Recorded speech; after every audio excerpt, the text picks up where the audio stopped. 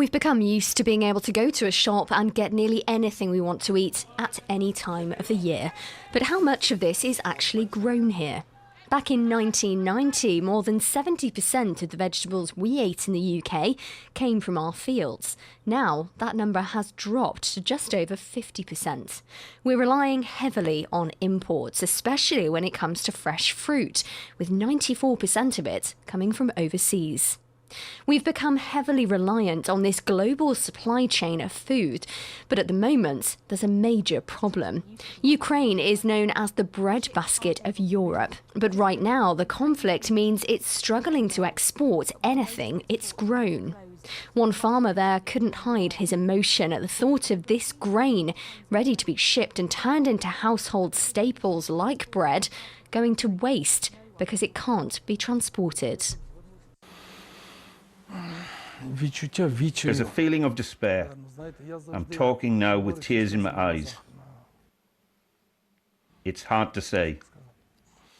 But a farmer here told us that while the conflict has brought the problem of food security into sharp focus, it's been an ongoing issue for those producing our food for decades. Andrew, who's an arable farmer in Rutland, says people have taken the food made here for granted for too long. Food has been so abundant and so cheap, people have become complacent. And if you look at the amount of food that is thrown away in this country, there's something like 30% of food is thrown away. And that's millions and millions of pounds that we're throwing away every single day. You wouldn't be doing that if it was petrol. As it stands, 71% of land in the UK is used to grow crops. But there are calls for more space to be given over to agriculture.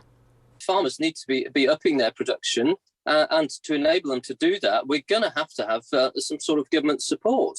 But this is a function of cheap food policy, I think, because food is very, very cheap in real terms, even though it has gone up significantly.